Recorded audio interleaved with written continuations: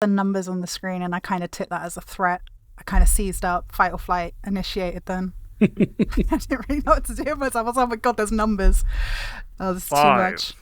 4, 3, 2, 1. 2. The Count, gotta love him. I don't remember the Count. I know the Count's a character, but I never remember being exposed to the Count at all as a kid. Me neither. Right? It feels like one of those. Oh, I definitely saw a clip of him at some point as a kid. But on the show, I don't remember there being the Count. Do you know that thing where everybody sort of seems to remember something, and you're like, I don't remember this ever happening. That's the Count for me. I mean, for me, it's probably because I don't really think we had much Sesame Street related media in Sweden. I think the one thing that I grew up with in regards to the Muppets was that Christmas Carol adaptation. Oh, yeah. And that was basically it. So I guess that might have been why I never saw the Count. I mean, I had Sesame Street. I just didn't really. I feel like Muppets and Sesame Street are two different things, right? It's the Muppet Show, which is not quite a puppet. But Sesame Street, I remember watching. But I remember Big Bird, and I remember Elmo, and Oscar the Grouch. Those are the three main things that I remember. I remember wanting to be Oscar the Grouch and living in a bin, which I guess, as a goblin, that's what I do now. But congratulations on achieving your lifelong ambition.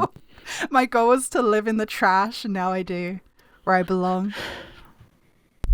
I was born in the trash. I didn't see anything outside of the trash until I was born. I merely adopted the trash. I'm just imagining. You merely adopted the trash. I was born in it. I'm imagining the Bane mask, but it's made out of a trash can lid.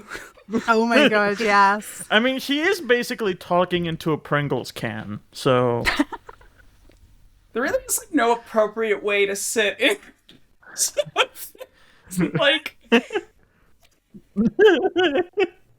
Just gotta embrace it. That's what outfits like that for. I wanted to. For context, it's for the audience. I'm doing a video on Fall of House of Usher. This is based on a look that Camille, one of the characters in it, wears in an episode.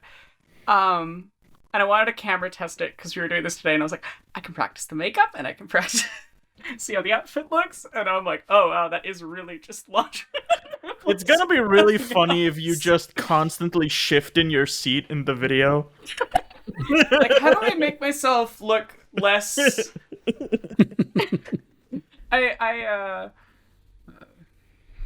It also looks funny to see you sit in that outfit on a gamer chair.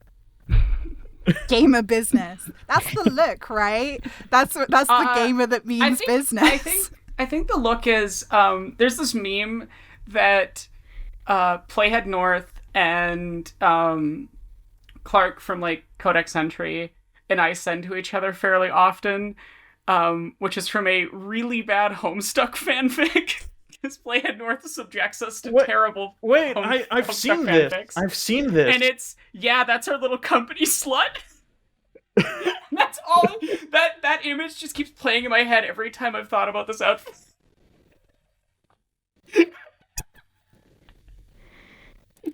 I said when I was sharing this with some friends, I said being ace is buying lingerie not for Hort, but purely for video's sake.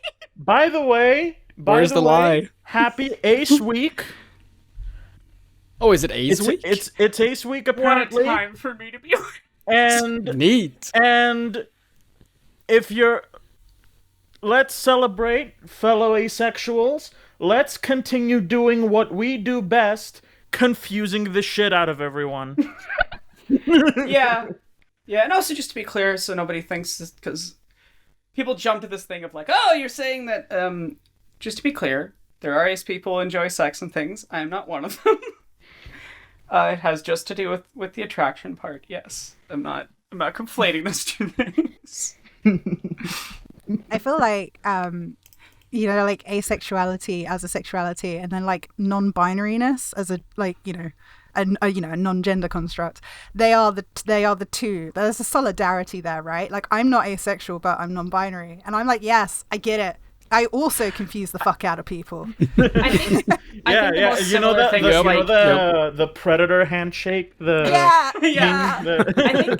I think the most similarity is between like agender people and asexual people, and I'm not agender, obviously, but a gender. Agender. I am a gender. But I am non-binary and also a woman, and yeah, definitely confusing people is fun.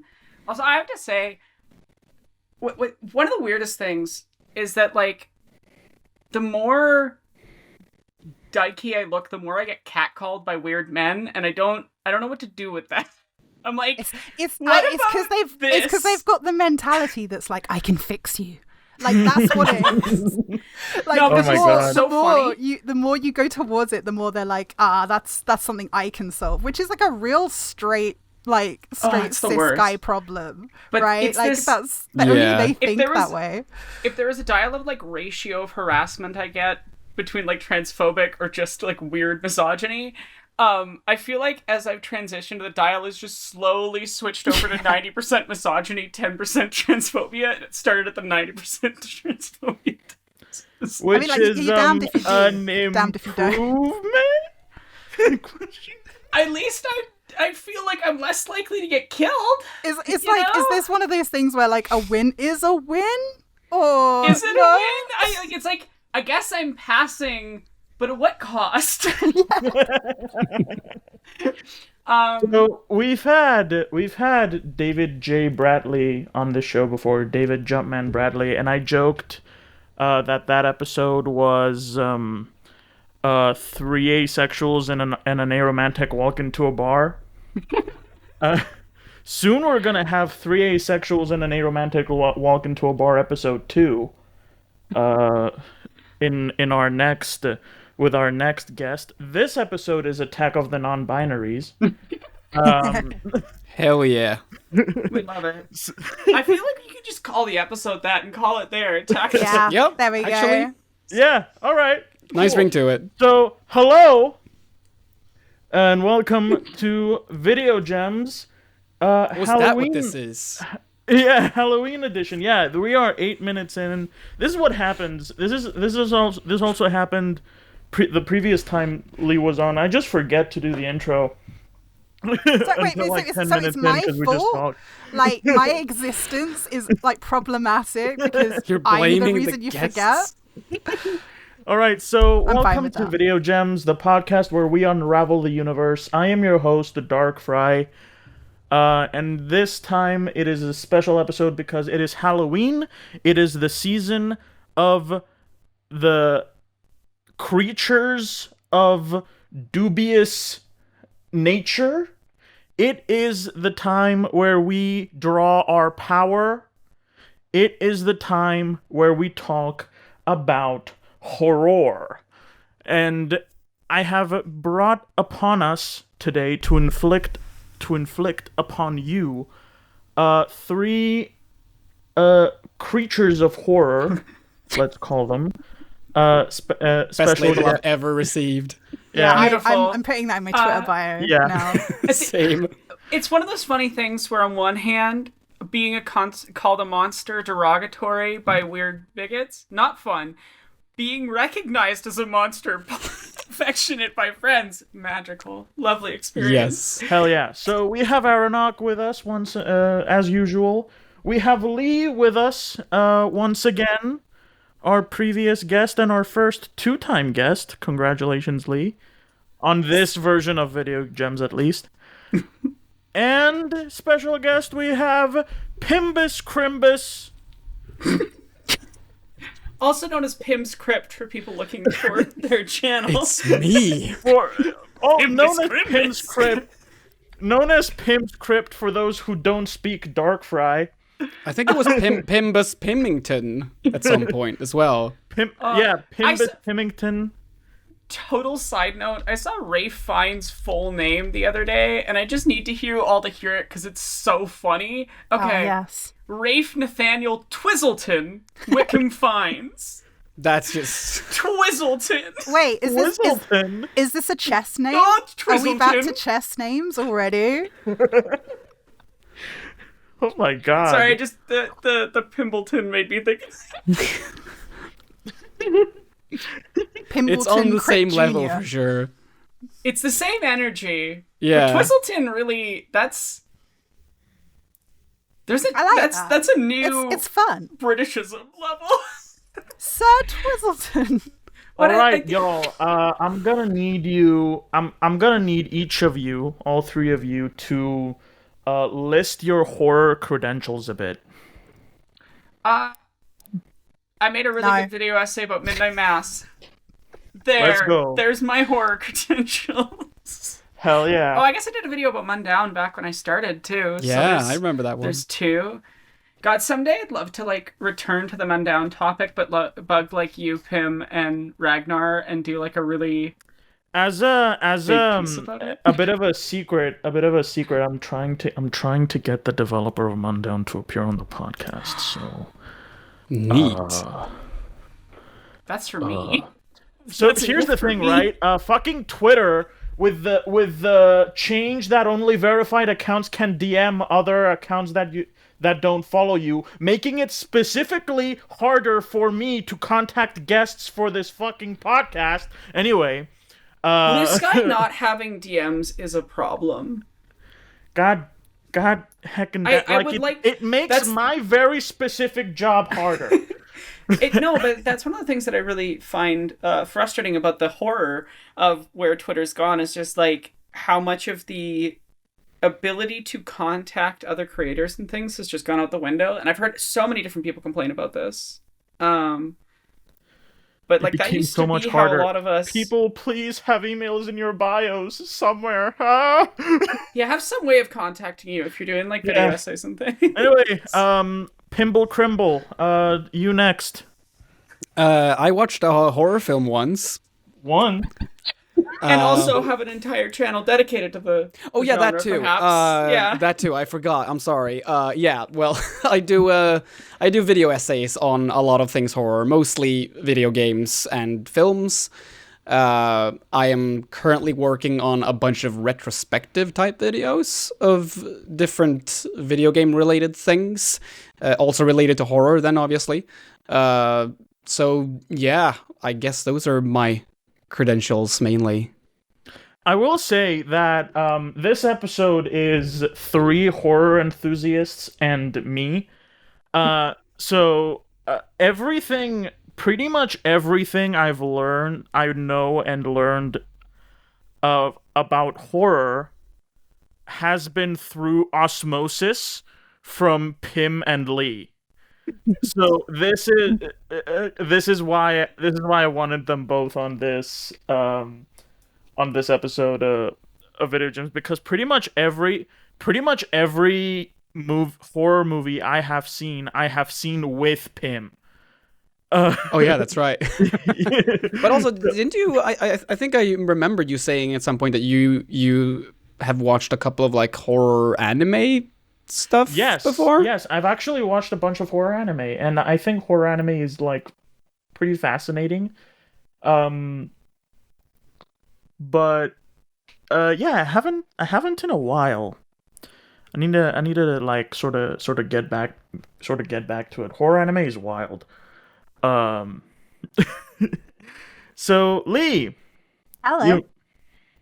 you Me. show us your horror power. I have a diagnosis of autism that literally says that horror is my special interest, and I think that's the coolest fucking thing ever. So yeah, if that doesn't count as a credential, I don't know what the fuck does. I also do videos, kinda, sometimes on YouTube about horror games and stuff. I also watch horror films pretty much every other day. It was every day, but Simpsons gets in the way sometimes. And I'm also a 4-year student of the Miskatonic Institute of Horror Studies. So there's that too. What's and yeah, that? I don't know. It's amazing. I'm surprised not more like people don't really seem to know about it. It's like it's like an online, well, so they have classes in London, New York, I want to say LA, but they so also this is do like an actual thing. Okay. yeah, so it's like they do online classes as well, and basically you can buy semester passes, and what they'll do is they're like lectures and stuff about horror movies and different topics, and it will just be like people who are like prolific in fields of horror. The first one, I think it was the first one, I might be wrong, but the first one I ever did was actually the developers of Until Dawn did one where they discussed about the narrative of Until Dawn and basically how they did all the branching stories and how to write for a game like that. And I was like, this is fucking incredible. But they mostly do horror movie stuff. But that was like my first sort of interaction into it. There's a lot of stuff about like gender that I'm really interested in horror films and sort of the value of horror, like horror monsters and stuff. But yeah, I like horror a lot. Horror is a special interest. Horror is kind of like my life. I couldn't function without it. I have like actual like medical notes that say stuff like I have like an obsession with gore, which like taught me how texture worked as like, you know, like as a growing thing as a child. Like it's so metal when I say it out loud, right? Like I can't deny that. It's so like intense. But yeah, I just love it. And I mean, I'm obsessed with horror games as well. I'm on the jury for the Horror Game Awards this year, so that's another horror thing. I was going to literally jump kick you if you didn't mention that. I'm not like, I'm one of those, I don't like, well, you know this, Darkfray, like I downplay what I do a lot. I don't really like talking about it, not because of like, I was ready to descend upon you like an orbital laser. I just don't have like a lot of, I'm not very good at, I guess, like advocating for myself in a sense of being like, yeah, I do this thing and this thing. I'm just sort of like, yeah, I do it and I get on with it. But like everybody else, I'm amazed. Like you all talk about things, I'm like, wow, that's so cool. But I'm just like, it comes to me and I'm like, yeah, whatever. But I don't find it comes naturally. It's something I had to practice for a long time. It's just at a certain point you get used to like the rhythm of like, I need to say the things I do. So and then I realize I do so much that I start getting tired and I'm like, okay, maybe either I need to stop talking about it or I need to stop doing so much. But it's not going to be the second one, for sure. I want to jump on something that you mentioned there, which is just the value of discussions of gender within horror. Because I feel like that's something that I know Pim and I have talked about a bit, either in our work or just like interpersonally. and I think horror has often been a really valuable place for gender, weird people and women and things to explore things that wouldn't necessarily get explored in other topics and areas, often through metaphor. There's a lot of media that's about, I would say, metaphors around sexual assault. You can look at like the Alien franchise or Silent Hill 3. It's really about gender and sexuality and things. I'm ready to just listen to the philosopher talk now. But it's such an interesting thing because I think often it's the best way of exploring the feelings that come with the stuff that we deal with.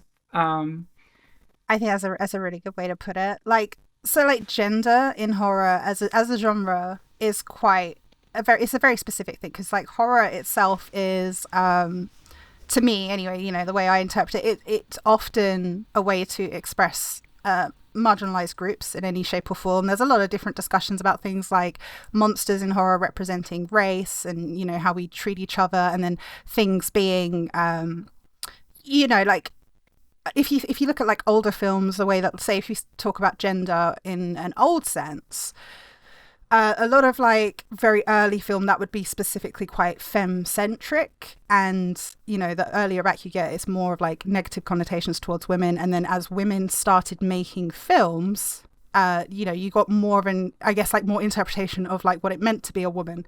And then as films also became more queer, because, you know, the space became, I guess, more open for people to express themselves, you also see this sort of representation in different films of what it means to be different kinds of people in different kinds of senses, like sexuality and gender. And I think it's absolutely fascinating. It's like I I find, I will say, like, I think something that I really need to work on personally is I need to find more queer films, and I need to find more films that are directed by queer people specifically, because I think that we still struggle with that. I don't think that we have enough directors on a large scale, you know, who are out there. And that's because they don't get afforded the opportunities. You know, it's difficult. Right. It's difficult for even like women, even like it doesn't matter if you're cis, trans, non-binary. It's absolutely so hard. If you're not a man, like, it's so hard to if you're not a cis man. Up there. Yeah, if you're not a cis man, yeah, like, thank you for correcting me. Like, if you're not a cis man, it's so difficult to get your work out there. It's like there are I have a massive vested interest in all horror, but I would say that I have quite a lot of knowledge of both older horror and modern horror, and especially in like older horror, as you can imagine, there was not a lot of female directors. There's a few, but it's very like specific, and it's like a film I really, really enjoy is the Slumber Party Massacre, and that was directed by a woman, and that was such an interesting film because it's kind of like it makes fun of itself, it has a good time with itself, and it's also quite like, I think a lot of people sort of, when they look at that the first time, they think it's kind of exploitive of women because it's a lot of like women as the victim, but it's funny.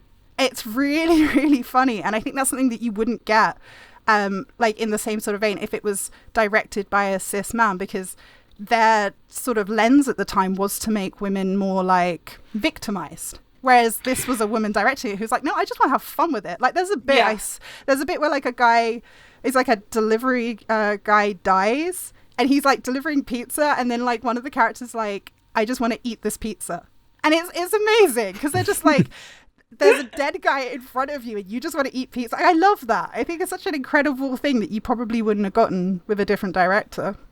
Well, and I think even in older works that really demonize queer people and women, especially placing them as the villains and things, there was a certain aspect of pull, even for audiences that are being demonized in some aspect, because there was agency. If you look at a lot of older media, women being given any form of agency is very rare, but horror had a lot of like women, in the same way that I think femme fatales have a certain intrigue to them for a lot of women, even though it's not exactly the nicest trope or the most positive trope, but I think it creates a thing where if you're not seeing yourself anywhere else, even harmful media has a draw to it. I think because it's like the I was just gonna say like the final girl trope, right? Like that was a thing that was like established, and at the time in the earlier sort of, I guess, like vision of the final girl, it was a lot of there was the trope of like it had to be a virgin and it had to be the pure character, and that in itself is harmful. That's a harmful stereotype, but at the same time, born from that was this idea of the strong woman, you know, the woman that survived, the woman that didn't get killed. And it's one of those things where you have to sort of look at both sides, because often in films like that was a very specific slasher trope, and often you would get characters, you still get women who are like, you know, promiscuous or whatever you'd want to call it at the time, they'd get killed. Women who did drugs, they'd get killed. But so would the guys, and it was more of a moral compass thing than anything. But then to actually be able to say, look, that's when I was a kid, right? And I started, because I mean, I'm non-binary, but I was socialized, you know, feminine. And to see women in films that were like kicking killers' asses and surviving, I was like, that's so cool. Like, that's amazing. And it can be inspiring. But then you get older and you rewatch it and you do notice the other side of it. I think it's very interesting that people can sort of take refuge in that sort of stuff and also be aware of the other, you know, I think it's sort of oh, sorry, Pim, go. I think that's kind of the thing with horror being about being transgressive and being to an extent exploitative, that it can sometimes be difficult to sort of see where the line goes of, is this supposed to be empowering or is this supposed to be just straight up exploitative? I thought that the example with the Slumber Party Massacre was pretty good, because that got me thinking about American Psycho, which was directed by a woman, and the director and the screenwriter were just totally convinced that this film that they had made is just like, this is a feminist text, like 100%. But a lot of other people looked at it and they were like, what?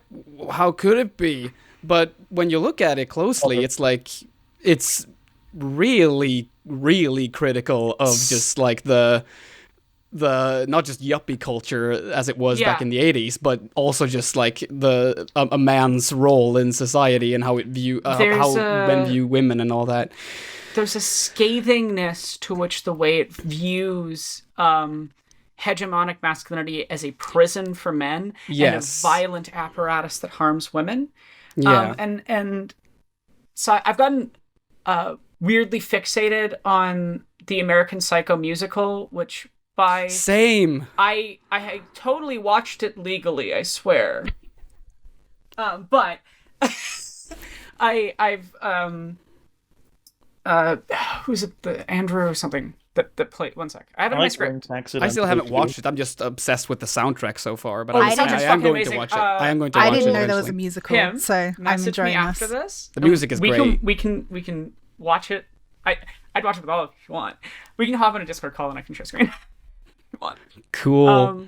While we're on the Dark Fry subject cut of that. musicals, while we're on the subject of musicals, while you look this up, I want to throw out that like everybody watching this, go watch Repo the Generic Opera. That's your Halloween treat. Have fun with it. I would say Great. if you are gonna watch that, also watch Laura Crone's video on it and have some awareness and understanding of the guy behind it and how some of his stuff reflects into the media itself. It was a eye-opening piece about... It's a really good video, yeah. Yeah, it's a really good video. It's a really good video about men who have too much power in creative spaces and what they do with it.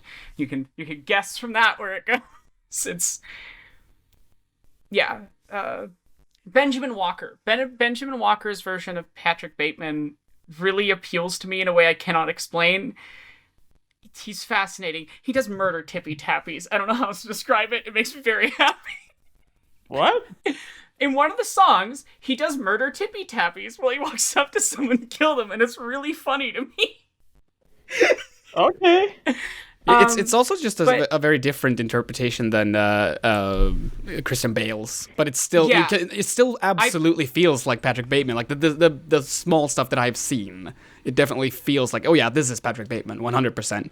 I find him interesting in a way that I just don't find Christian Bale's performance particularly interesting. I want to be clear, I think Christian Bale's performance is good.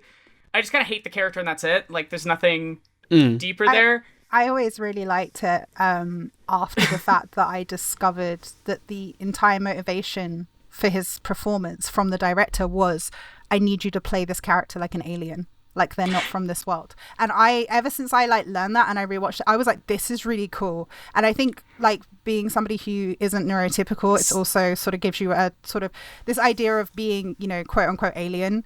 It's almost something that like I understood a bit better. So then when I was watching it and I sort of understood this sort of like, I guess like a disassociation from the human condition, I found the performance a bit more interesting.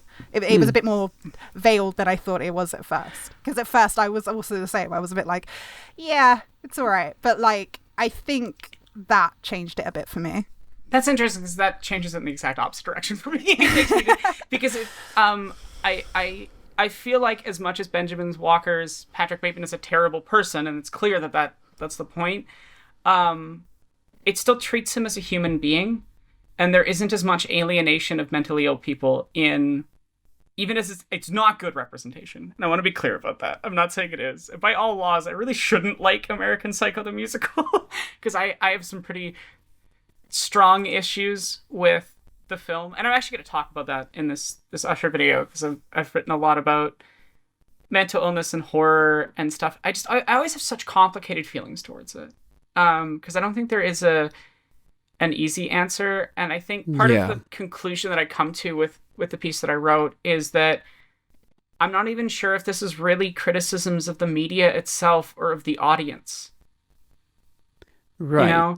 Because audiences are so primed to view mentally ill people through an extremely negative light. And like, part of what I break down in this is the actual statistics of violence as it relates to severe mental illness. which isn't all mentally ill people either. Severe mental illness is a very specific subcategory, right? And what a lot of the statistics show is that, one, it's not really that much massively different than the general population as much as people think it is. It's about 2.9% versus 0.8%. 0.8% being the general population that will be involved in a violent incident and have no SMI diagnosis. And about 2.9%. But the thing is that 2.9% is almost exclusively like the fact that it's that much higher is mostly demonstrable as a result of comorbid drug addiction disorders and other factors that are purely societal. So it becomes less about the individuals and becomes, when you start digging into the reality of why and how people end up doing violence, it's often very much a mix of beliefs, external factors, certain forms of physical trauma to the brain, and there are ways of helping, and we're not really doing them, And even some people will hear what I'm talking about there, and they'll be like, yes, this verifies my demonization of people with drug addictions. And it's just like, nope, that's not what I'm saying at all. That's not even remotely what I'm saying. But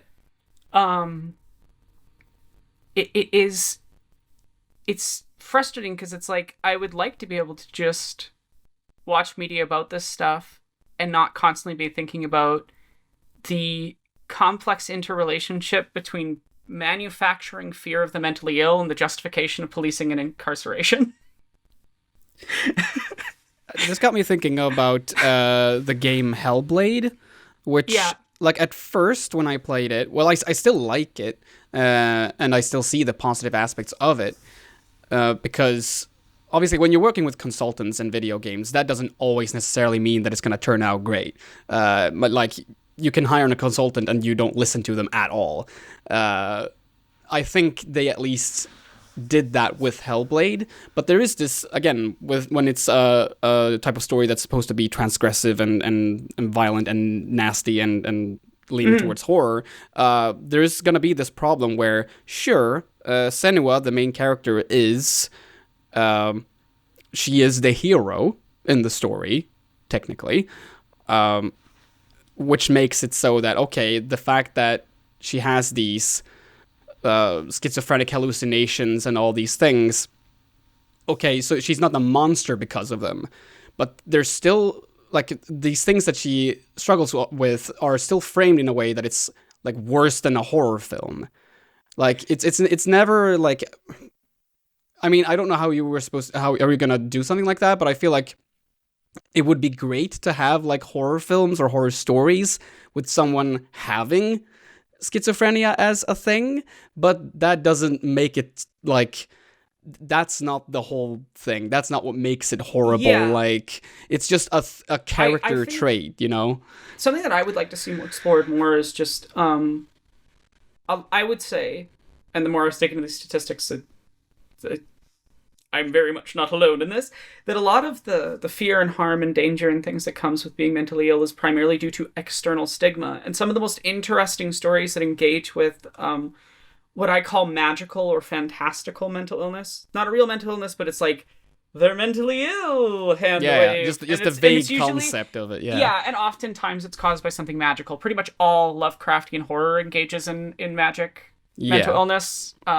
Very unlikely that you can find Lovecraft horror that isn't doing magical mental illness, which has its own issues, and definitely, I think the bigger problem is mainly audiences not like taking it as being representation of real people rather than, like, as a storytelling device with a complicated and messy history, which is what it actually is.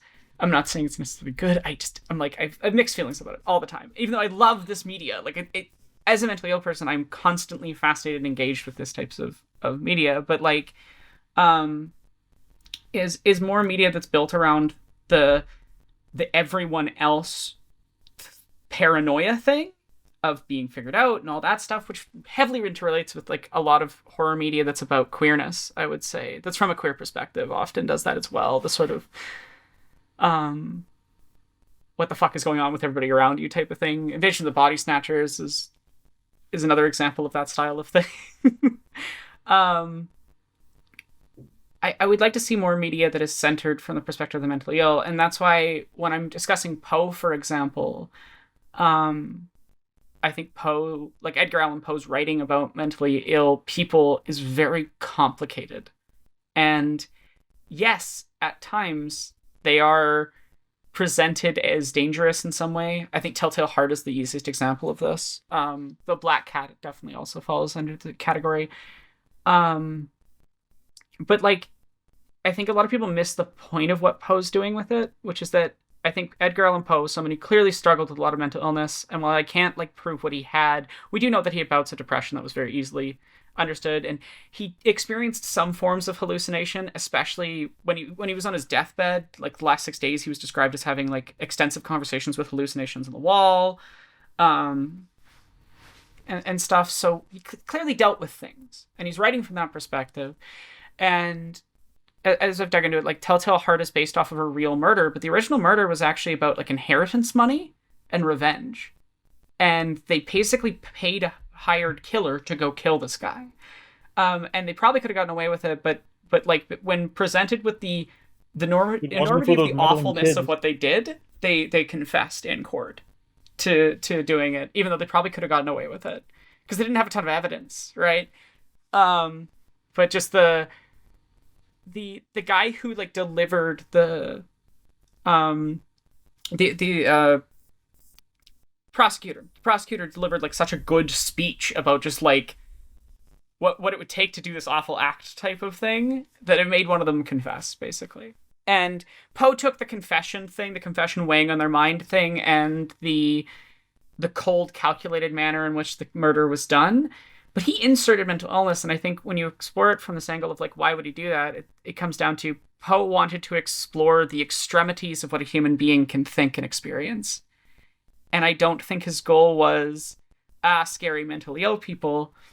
I think it's much more like, your mind is a horrific place that can do horrible things. And that's, while not perfect, very interesting to me and pulls me in.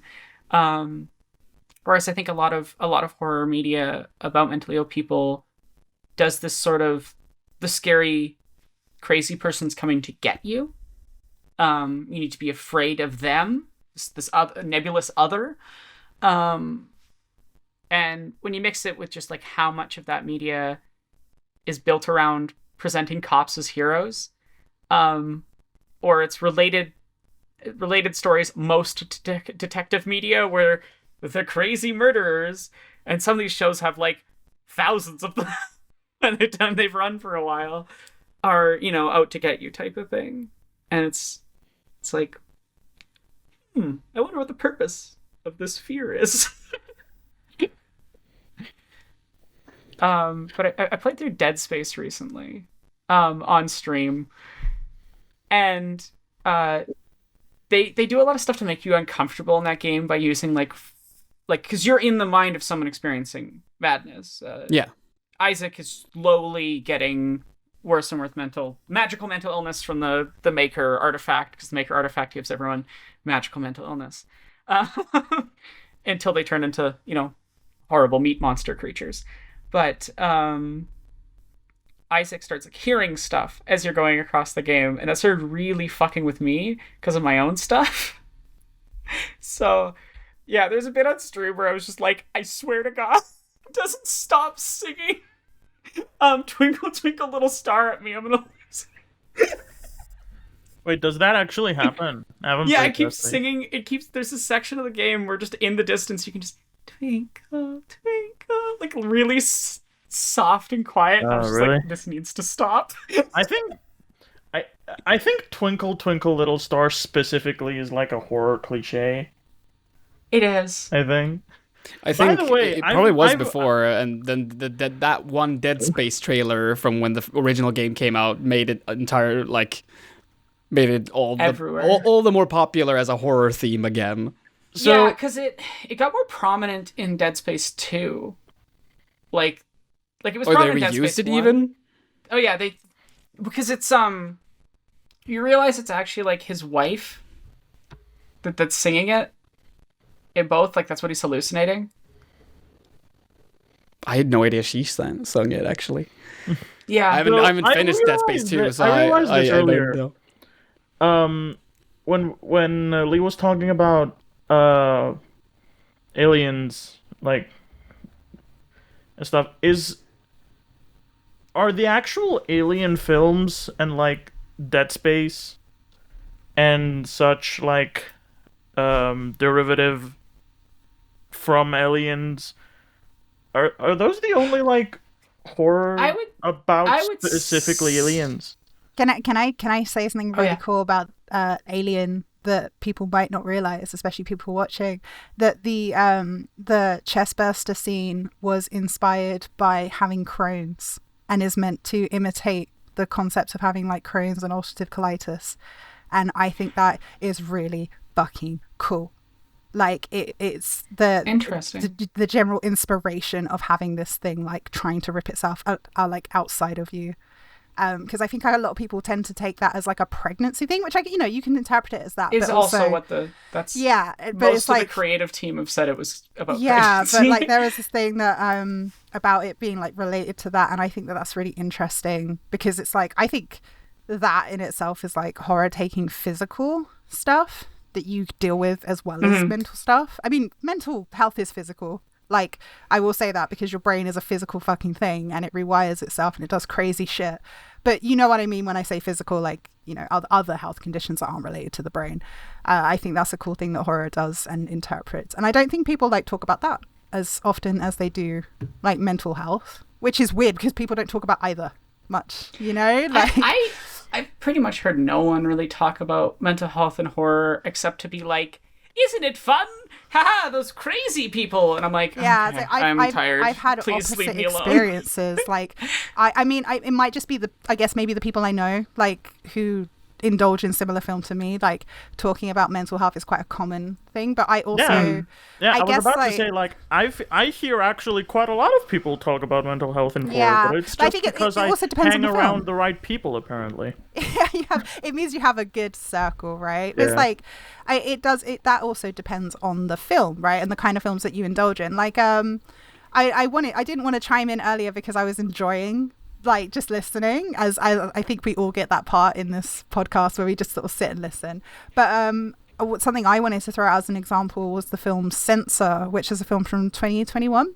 And and that is a very like prolific film about sort of mental health. It's also so my favorite thing about any kind of media that deals with mental health is something that deals with it in a way that it's open to interpretation. So what specifically the character's going through, it's never, it might not entirely always be clear, but it's how you interpret it and how much of that experience that you're witnessing is real.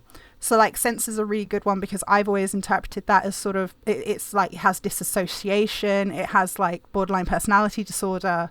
And as the film goes on and as it sort of gets a little bit more hectic and crazy over time, I feel like you're sort of left guessing, right, how much of this experience that I have watched, how much of that is real? How many of these things are actually happening or happening inside their head? Like, I like stuff that makes me question my own like mental like condition, because I'm not even going to begin to start, but like I have a lot of mental health conditions myself, and I can relate to a lot of it, and I think that in itself makes it an interesting experience because I'm both relating to the media that I'm indulging in and also like questioning myself. Like another really good one I find is like Jacob's Ladder, which is obviously a film about PTSD. And I have PTSD and CPTSD. So, and that's a really hard film for me to watch. Like, it's absolutely incredible. A lot of people know that it was the inspiration for a lot of elements of Silent Hill 2 and especially like monster design. But when you watch it, if you experience PTSD, it's something I find. So I have a very strong sensitivity to sound. And that film uses sound so intensely. And I remember, like, I recently rewatched it a couple of months ago and it still gets to me. Like, I'm still jumping out of my chair. I'm shaking. And it's like, it's a very interesting thing because this is something my partner has asked me about, is that, like, I love to put myself in a situation where I'm uncomfortable. Like, there are people who, and rightfully so, will actively avoid things that trigger them. I completely understand that mentality. But as somebody who like loves horror, I kind of came to, like, I made my peace with the fact that I don't think I could ever really indulge in all the horror I wanted to if I didn't make myself incredibly uncomfortable. You know, there's a lot of stuff that's portrayed in horror that really affects me quite deeply, but at the same time, I'm like, I want to find out, you know, what they're trying to say, where they're going with this. It doesn't necessarily mean it's always worth it. You know, I've watched stuff that I'm like, oh my God, what was the point? You know, why would you do that? But sometimes it does pay off. Like, I love experiences where I am uncomfortable and I'm like, whoa. It's like, I recently played, I don't know if anybody's heard of it, a Decarnation. It's a pixel horror game. Yeah, so I got sent it and I was like, oh yeah, oh my God, I heard about this. And I played it and I didn't put it down. I think I finished it in 2 days. It's not a massively long game. But that game was like, it was the most uncomfortable experience for me because it directly dealt with a lot of stuff that I had been dealing with recently. Like, it deals with CPTSD on a major level. It deals with sort of like disassociation is like the main factor of the game. And that was something that I was like struggling with and dealing with in therapy, like quite, you know, up until quite recently. And throughout the whole game, it's like a process, you know, it was like a healing process, and you're going through all these states, and again, it leaves you questioning like how much of this is really happening. It has a very, I feel like, you know, older games like Silent Hill do this too, but this had a very, like, you know, it felt very specific to me at the time because it was also it's fun. And it has a soundtrack that's completely opposite to what you expect. So it has like half the soundtrack is like fun, like French pop music. And it's like so out of place, but it adds to this. It's not out of place at the same time. It adds to this sort of mentality of like, oh my God, what is going on? You know, how much of this is happening? Is this supposed to be happy? Is this supposed to be good? And it deals with so many different things. And the end of it, like, I won't spoil it for anyone, but the end of it just sort of left me sort of like, I was in tears. There's a part of the end, I was just sobbing. And it's a really happy sort of vibe for a while. And I'm just crying my eyes because I'm like, this whole experience was, it was like a healing process. It's like you weren't just watching it happen. You were like actively a part of this character's healing.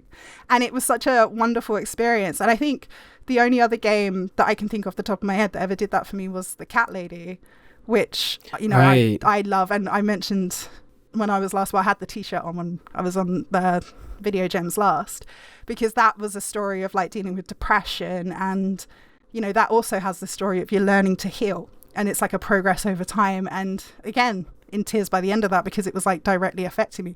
They're hard to get through though. I don't think I could sit there and be like, oh, this was an easy thing to play because I'm emotionally like in pieces. But I felt better, if that makes sense. By the end of it. That's another thing that horror is really good at sometimes, catharsis. Yeah. I was about to reply on that point because I think that's something that for so long it's been sort of standard practice, at least in horror films, that we have to have this sudden twist ending where, well, actually, the characters are actually fucked. Nothing they did mattered. They're gonna die now anyway. Haha. And I feel like there should be perhaps a bit more efforts towards having more redemption narratives, and I'm not meaning redemption in the literal sense necessarily. There's this thing in psychology that I learned while working on my video on Cry of Fear, where there are these so-called redemption narratives, and what was the opposite now? Not corruption narratives. What was it called? Destruction narratives? Well, essentially that.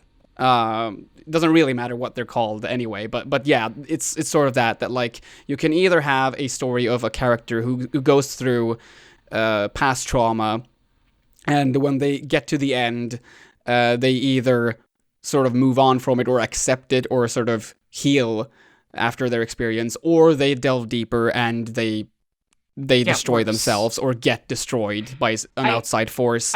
A good way of putting this, I have two shows that are perfect dichotomy of this, but the same creator, because I'm talking about this a bit in the video. Fall of the House of Usher is very much that destruction story. It is people faced with like these things that they've done and stuff, and then just self-imploding. I mean, it's like a title. Yeah, whereas I would say Hill House is much more about a redemptive story where Right, exactly. It's not happy. I wouldn't call all of Hill House's ending happy. There's some sad shit that happens in that show, but like overall, all of the characters, even those who don't make it, experience some form of this like catharsis of things, and I think those two works are so interesting because they're so in conversation in that way, and like they're very directly in conversation around that. And I do think that there's a really unique thing that horror can do with either catharsis or with just like exploring the downfall of someone, the self-destruction of someone in a complex way, as almost a warning tale in some ways. But I think on the catharsis end and stuff, and also just like on art that's like really uncomfortable and unpleasant to get through, but has a lot of value, and why it tends to draw in people. Like I definitely have the same thing, and I know a lot of other people with CPTSD or PTSD that have that as well, where Sarah Zedek called it being an emotional extremophile, where you seek out art that is very extreme in its emotional pull, you know. And I think when you've been through certain things, that is more comfortable in a really fucked up way than like something that's necessarily super, super nice. And I talked about this in an unreleased script that I'm still working on about Signalis and transgenocide shit. It's a very heavy script, but I talk about like why I think Pathologic and Signalis and works like that draw in a very large trans audience that's like, no, this is fun, this is good. I will never stop making fun of you specifically for Pathologic. Yeah, Pathologic is queer culture. It's just objectively true. I have to agree. Yeah, so it's just sorry, I distracted by a message. So I think yeah, when you've been through stuff, I think there's different responses to it, and I think one of them, and I think this is why when Fantastic Mr. Fox, or Swolesome, if you know him, we were chatting about this with Usher, and I think he put it, the people I know who are the most into horror, I'm trying to remember his words as close as I can, people I know who are most into horror are the kindest, most caring, most traumatized motherfuckers I've ever met. And I can't think of a more accurate descriptor, you know? And I think this genre tends to draw in people who have had emotional extreme experiences, I guess. Right. And I think something that frustrates me sometimes when I see conversations about art that engages in really dark shit and really heavy shit is people who have no experience with that, wrongly, I would say, arguing that it's like wallowing in the sadness or something, or that like it's a harmful thing and stuff. And also like there's a lot of like fear of contagion, which is just like really telling where they're coming from mentality wise. It's like the fact that your primary fear around this is that it makes mental illness contagious, which it just doesn't. It just doesn't. So That's weird. not how It's like it works. I've never watched a film and got more mentally ill. Right? Like but what I is just that? but it's you know, it's very privileged people who've never experienced heavy trauma and stuff looking at like art made by traumatized people and being like, this upsets me, so there's a problem with it. And I'm like, because it's so funny, because I'm like, no, it's the exact opposite. Making this art or engaging with this art is healing. It's really healing. It really is. It feels like it comes from a place of people who, like, you know, they don't know how to meet being uncomfortable, right? Like, Yeah. I feel like if you have been through a trauma, or you have mental health issues, or I mean, you can't really have one without the other, but like if you know what it's like to meet uncomfortableness, you know what it's like to just sort of have to sit with it. And I feel like people who are like, oh my god, this makes me uncomfortable, stop it, like this is wrong. It's like, I'm not saying like that I'm talking from this specific context. It's like, no, just sit with it and wonder, why do you feel uncomfortable? Like, what is it? Yes, you're recognizing something is wrong, but like, Why is that? You need to sort of let stuff like this, I guess, like change your worldview, because I think that like that's the most important thing. It's like I always think of this, you know, this might come across a bit pretentious, but like I love horror, but I also just I generally love cinema. Like I love films, and I feel like, you know, engaging in films of all sorts of genres across the world, it's how you shape your worldview, and it's how you understand, like, it's not just about how the like human minds work, it's cultures, and it's how, you know, people interpret things different. I mean, and especially in horror, like that's also another thing, is that like there are, you know, a lot of people will tend to talk about specifically like horror that's come from America. And, you know, obviously in my case, I will speak about a lot of British horror, but I find that there's a lot of great horror from, you know, many other places. European horror, I absolutely love. And culturally, you learn stuff, you know, you learn how different cultures view horror, what's scary to them, what their fears are.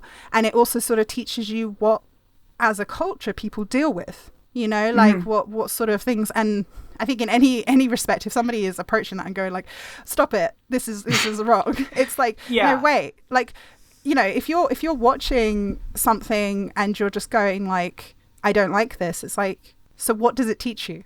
It's teaching you something. I think that's true of all film, but horror especially. I mean, like when I was, God, right, this is really going back. I was like 12, 13 years old.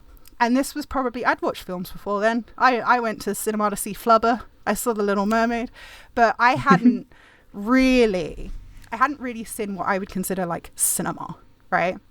And one day my dad comes home and he gives me a gift. And it was the most bizarre looking thing ever. It was a DVD. And it was this case, and on the edge, you know, like the edge of the sleeve, it said like redemption, and it had like a really hot nun on it. And I was like, what the fuck have you just given me? Like, what is this? Yeah. So the actual DVD was for the film Valerie and Her Week of Wonders, which I want to say it's like 1970. It was like it's a Czech film. And it is like, oh my God, it is the most batshit crazy thing I had ever seen. It was like absolutely incredible. And at the time, like I'm 13, like 12, 13 years old. I had no idea what was going on, but I knew I liked it. You know, I was watching it and I was like, it felt like a fantasy. The whole film felt like a fantasy. It was so surreal. And I didn't necessarily understand the plot. What's the movie called again? Valerie and Her Week of Wonders. Okay. And, yeah, and I was just taken by it. You know, I was like, this is amazing. And at the time, I hadn't really thought about it. But as an adult, like as I got older, I was like, I thought it was so cool because I had never seen anything like this before, because it had come from a different country. Everything up until that point of like my knowledge of movies had either been like British films or American films. And I hadn't even started like, because I went through that stage as a teenager where, and I'm, you know, I still very much love like Japanese films. So I got through a lot of like Asian cinema, but this was my first sort of anything outside of my country in America.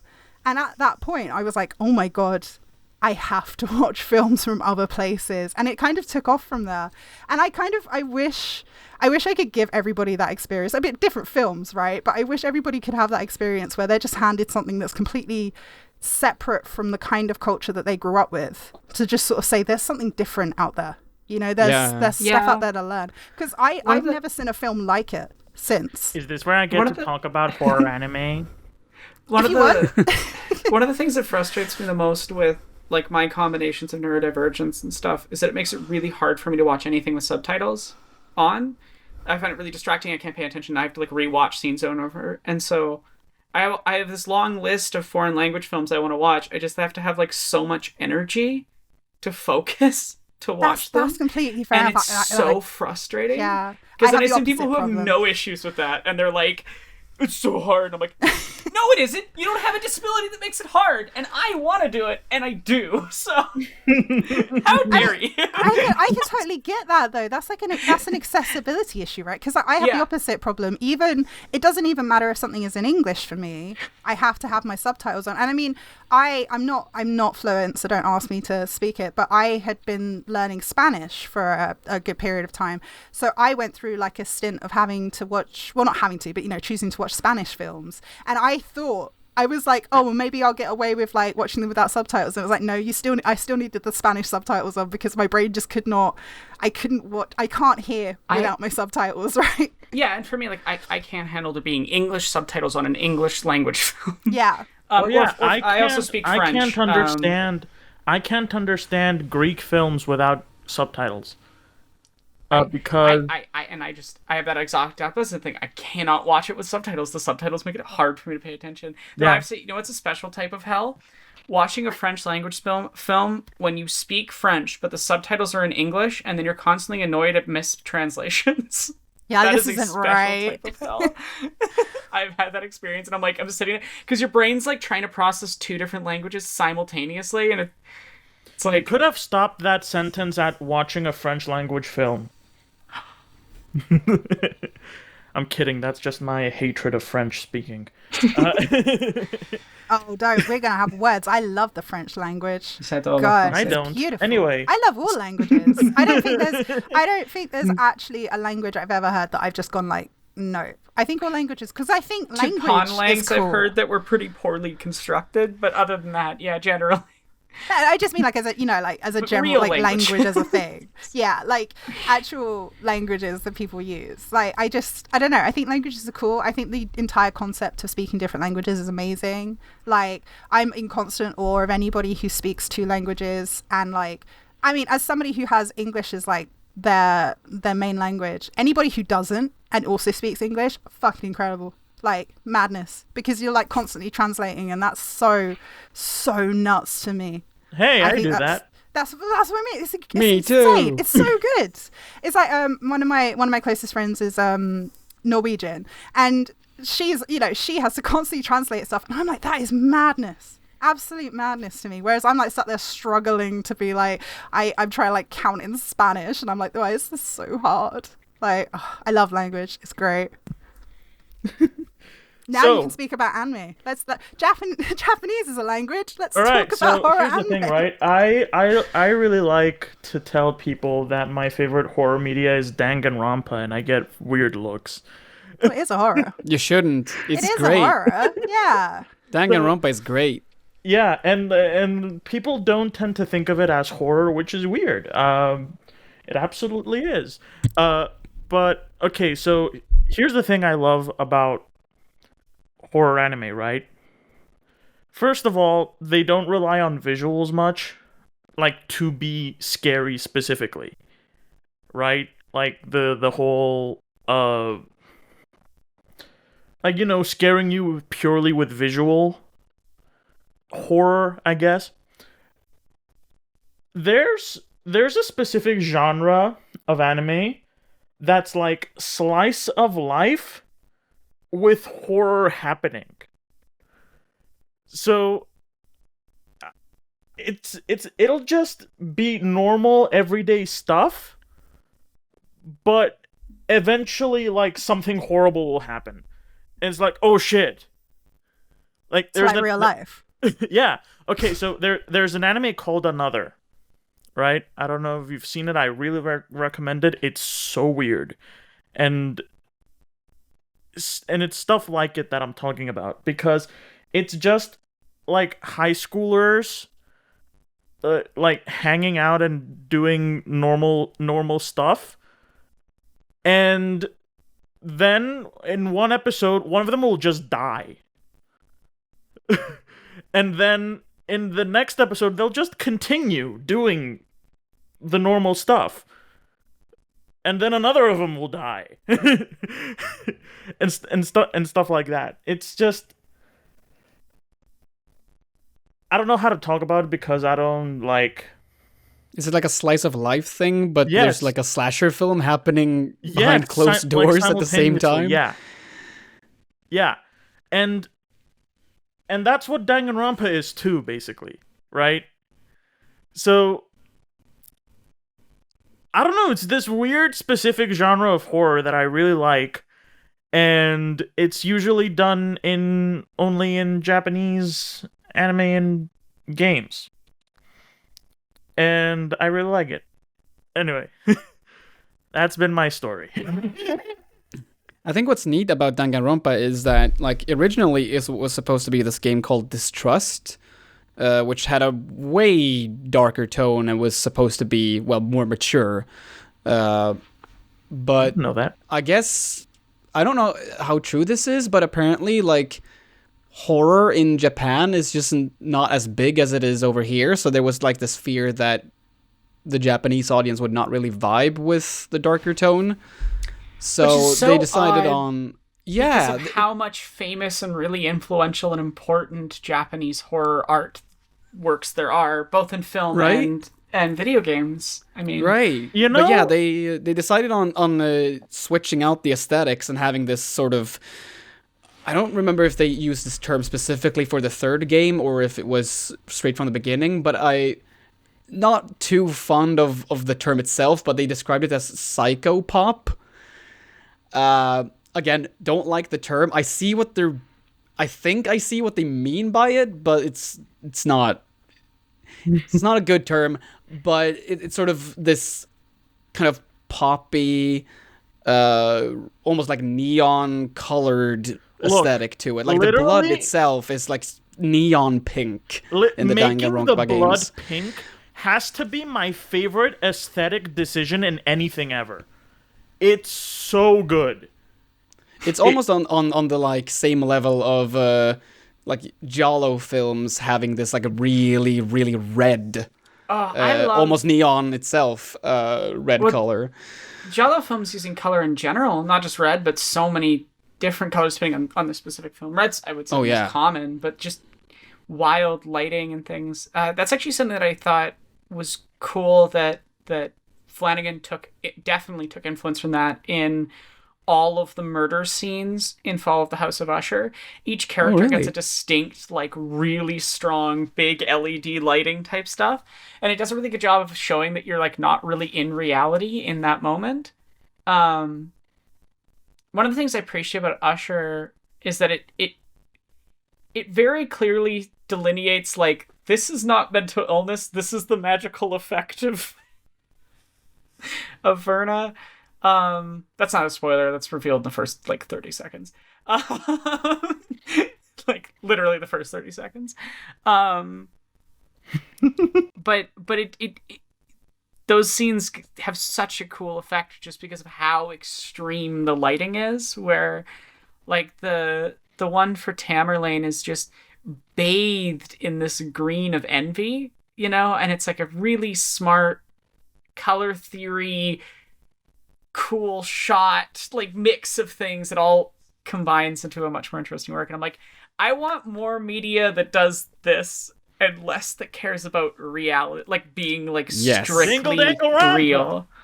That's also why I haven't watched the remake in a while now, so maybe I would appreciate it more now, and maybe this says something about how, like, shallow I am with some of the horror films that I enjoy. But I instinctively think about, like, the comparison of the original Suspiria and the remake. Like, the original Suspiria is one of the most beautiful horror films ever made. And it's just scary all in its own right. Absolutely. And then we have the remake, which, like, it's almost a statement, like a deliberate statement where they were like, let's just remove all of the colors. Just get rid of them. Get rid of everything that made the original film visually appealing. And I'm sitting there, I'm like, okay, I see you're going in a different direction. And I mean, for a remake, I think that is good. I think it's cool to take a piece of fiction and just drastically interpret it in a different way. But, like, to me, I was just like, why have you done this to my baby? Where are my colors? See, I had, like, a very different interpretation of that because of the end sequence of the remake of Suspiria when they bathe the entire thing in red. Because I love both Suspirias, but I think the second one is incredibly, like, the remake is incredibly special because it feels inherently more feminine. And definitely, yeah. Right, and that lack of color throughout the film until you reach the sort of crescendo of just bathed in red, which is something that I like. I inherently take, the color red and blood is a very, like, femme thing to me. I find that like blood is inherently a feminine thing. And it, you know, it's so strong. And especially in that film. That's why Bloodborne is the most girly game. It's the girliest game. But like, you know, the end of that film being very like, there's a very matriarchal vibe there that is also, you know, it's also apparent in the original. But I feel like they really leaned into it and they really wanted to make a statement of it. And I think there's also something to be said about that lack of color, because it makes, so something that I think is a lot more, and you know, like, people might disagree with this, but I feel like it's much more prevalent in the remake, is how fucking dire that time was, you know, with the war and with the bombs hitting. And it's like that lack of color really sort of drains a lot of soul from the environment, and also makes you feel like this sense of dread. Like, they are not in a comfortable, safe space. This dance place is not just something that's just plodding along. It is clinging on to like every last fiber. It is literally trying to hold on in the midst of a war. And I think that that's something that's like really prevalent in that film. But also, you know, it's a special interpretation, right? Because the original is bathed in color and it's beautiful and it's fantastical, and there's more of a dreamlike state about it as a result. So it's more like, I guess it's more just taking They're doing that story. different things. Yeah, with it. it's a different vibe. Simply put. Another older film that I really love for its use of color is Possession from 1981. Oh my god, which Possession's such a good film. Very limited color, but when the color's there, it's really prominent because it's like, it's drawn out by the desaturatedness of the environments and of the people. And like, so you get these... Possession's such a good film. I mostly dissociate pretty much every time I've watched it, but it's still like, it's a really good film. It's a film that just attacks all of the senses. It's I still don't know really what I think about it. You'll never see Sam Neill the same way. Oh God, no! I'm loving this conversation because I have no idea what y'all are talking about. That's one of those films where you should. You should watch it. It's everyone so should good. watch it. It's one of those films where I don't think. I didn't go out of it thinking that I liked it. I didn't dislike it by any means, but it's like, it's one of those films where you just experience it, really. It's not about liking or disliking it, I think. It's more just, it really is watching a couple just completely falling apart. It's like so messy, and it's like, if you look at it one way, it is the tale of a man who has a completely like illogical wife who just leaves him for no reason. But you can also look at it from her perspective.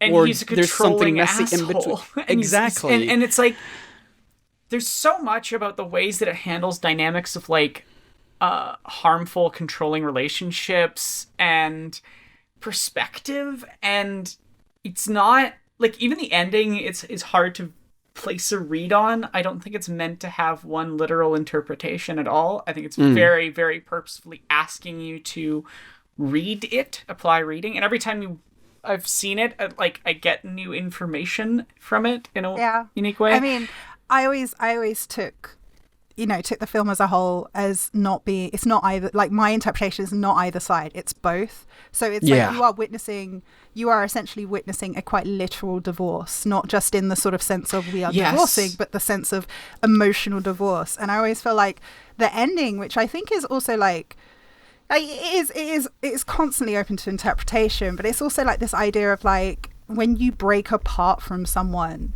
you know, you might believe that you've become this idealized version of yourself, and they might believe it too, and that you either go apart thinking that, you know, I'm the best person in this situation and I am now the better version of myself because I'm apart from it, or the opposite, where, you know, you get a lot of people who have like regrets when they break up with people, and they have this idea of like, oh my god, they were the perfect person, why did I ever do that? And I feel like the way that film ends with this sort of questioning of like, you know, we become idealized versions of ourselves, it sort of brings this idea of like, what does a relationship do to you? You know, does it break you apart? Yeah. Does it make you a better person?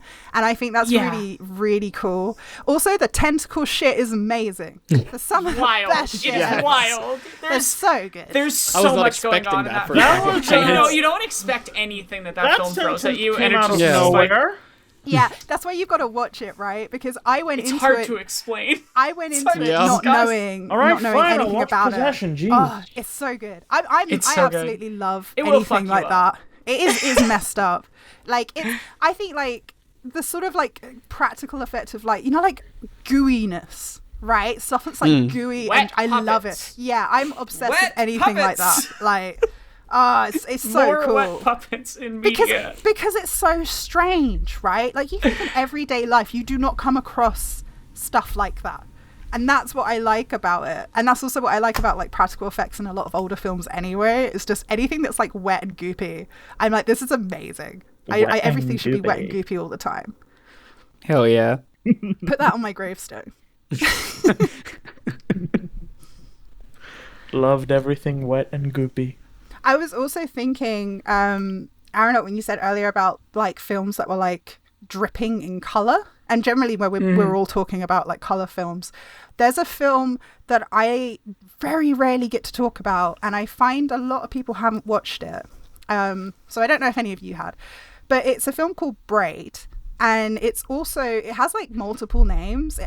It's also called like Dying to Play and Nobody Leaves. I think Nobody Leaves is the name it's most commonly known as, but it was Braid when I watched it. Sounds familiar. Yeah, Is it 2018 psychological horror thriller? yes, Is that the correct one? Yes, that's the right one. So this, that's an if I remember interesting rightly, it's a femme director. And Yeah, I Mitzi believe they were Perrone. Italian. I might be wrong, but I think they were Italian. Oh, sorry, Mitzi And- Perrone. The whole sounds Italian. The whole film is so beautiful. Like, it's an incredible film. I cannot like begin to describe how much I love this film. It's very like it's not the most massive of budget, and I don't think, I might be wrong, but like I don't think I had seen the actresses in anything prior. It did have like, I think it's Scott Cohen in it, who I remember it from does. the 10th Kingdom. And that was the reason that I watched it, because I used to have a crush on him in the 10th Kingdom because he played a wolf guy. And so I watched this film, and it was like, it's psychological in the sense that you kind of question whether it's drug induced or whether it's actual like psychological mental health. And it does a lot of stuff with color where like after taking certain substances or doing certain things, stuff turns crazy colors. Like if I like, there's bits of it that's just all pink and crazy, and like the camera angles all switch. But it's such an incredible film because it's also very pretty, and there's like a lot of cute stuff. It's also fucked up, like really quite psychotically fucked up.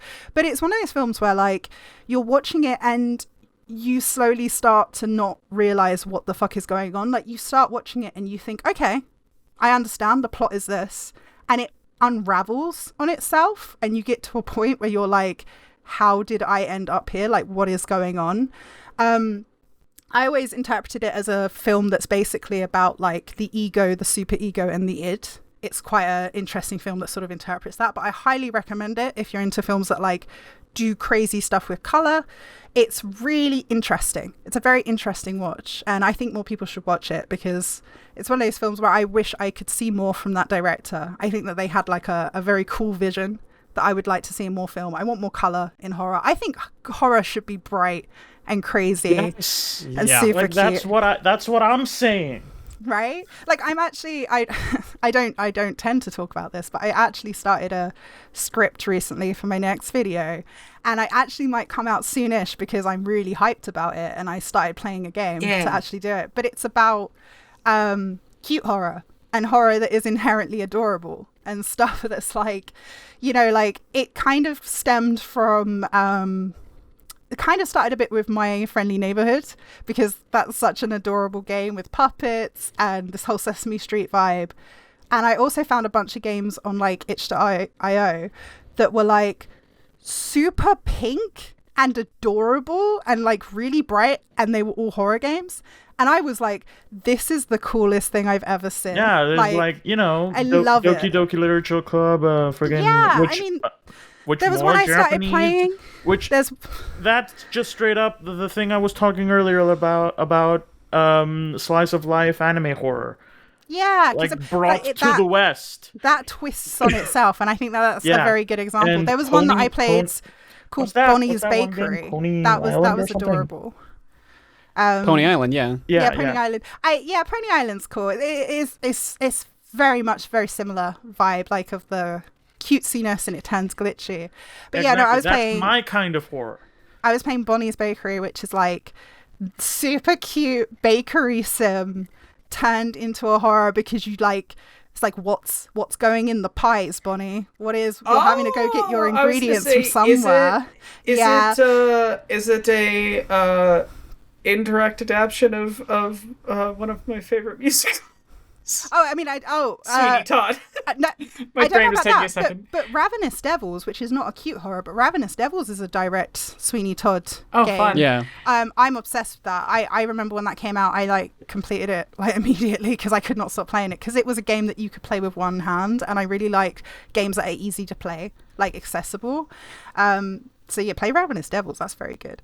But yeah, and there's another one I haven't played yet, but I'm going to. It's called Amanda the Adventurer, which looks very cute. It has like very cute mascots and stuff like that. And is that the Dora the Explorer one? I want to clarify That's the one, really yeah. quick So, before we move on. Yeah. I like Sweeney Todd the stage musical. I am not a fan of the film.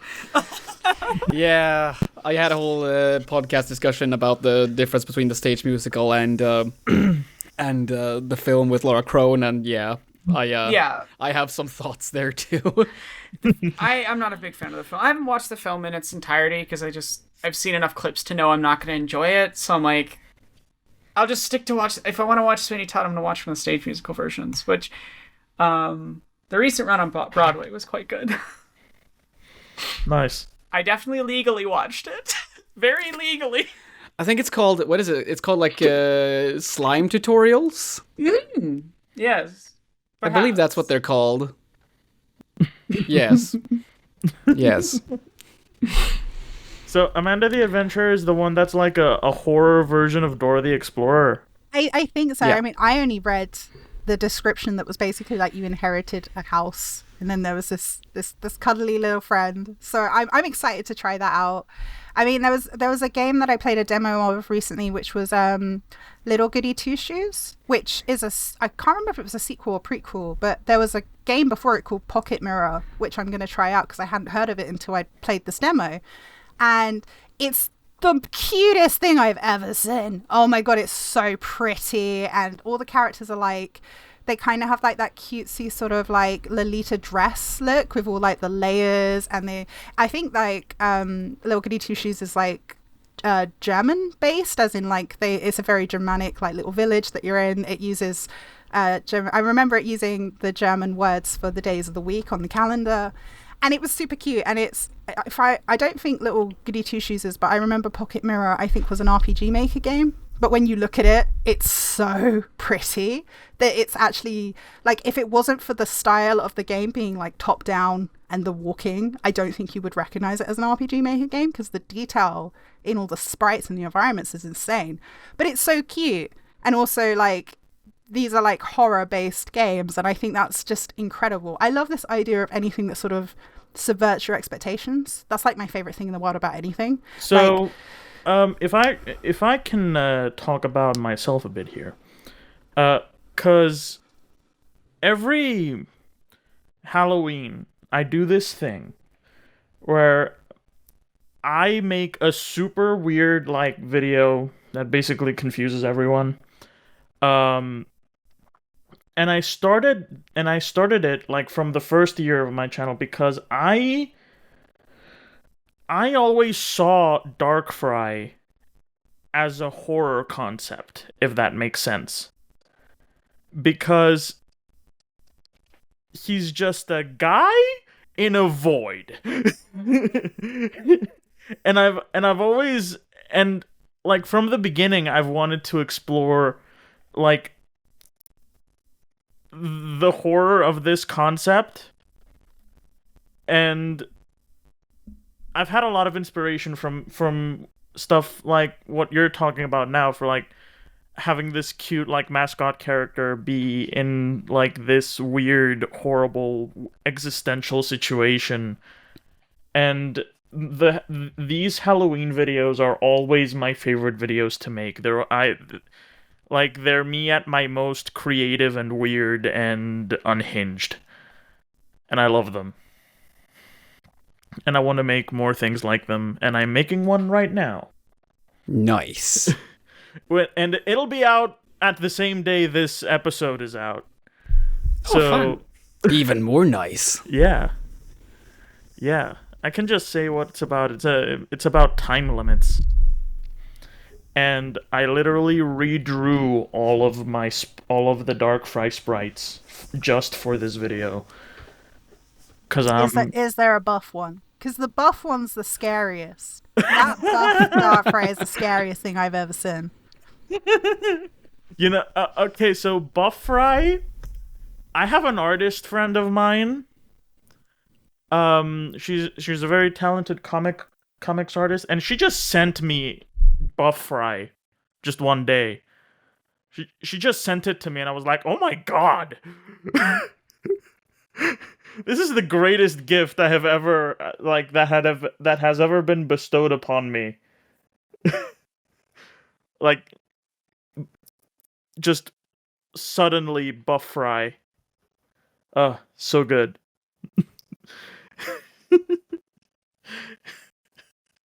The Buff Fry joke was pretty funny. It's a neck. It's been a neck the entire time.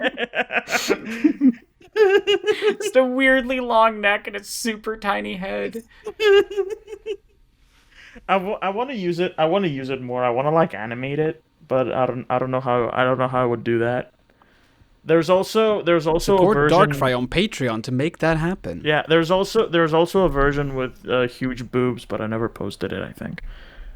Like that. Well, that one's just for me.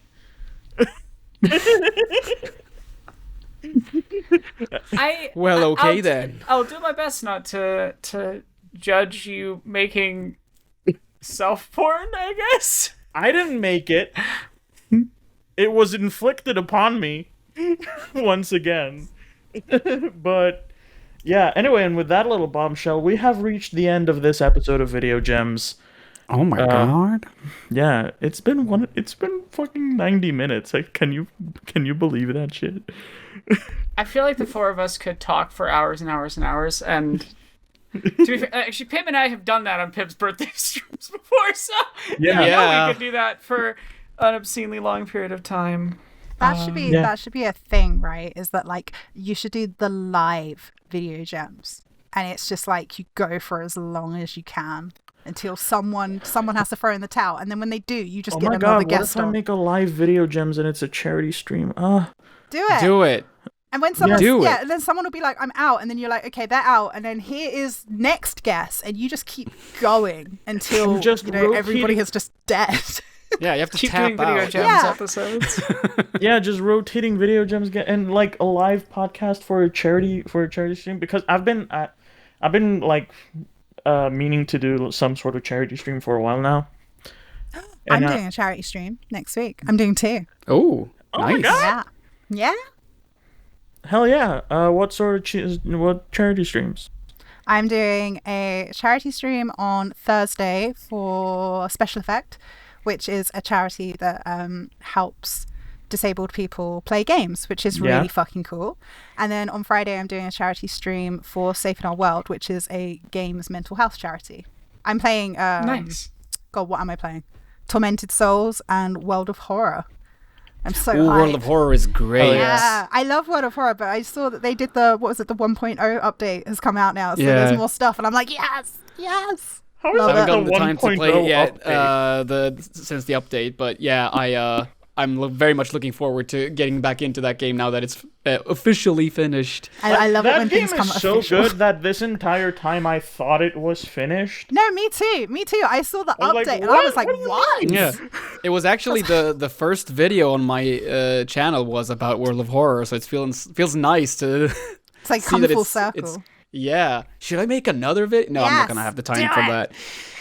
I would love to, but I have 4 different projects I at the feel same it. time right now. I'm so busy with projects. Like, I need to finish animating for Jesse and my obscenely large Star Wars project, and then All right. I'm Yeah, very much that- looking I forward have to to that finish one. all of That Usher. has been I a have. thing. You have been referencing this project since the beginning of Video Gems, so Yeah, it's well, gonna be very. Jesse and I have been picking it away at it for over a year. It's gonna be been a lot of It's work. gonna be very cathartic when I- this beast is finally birthed.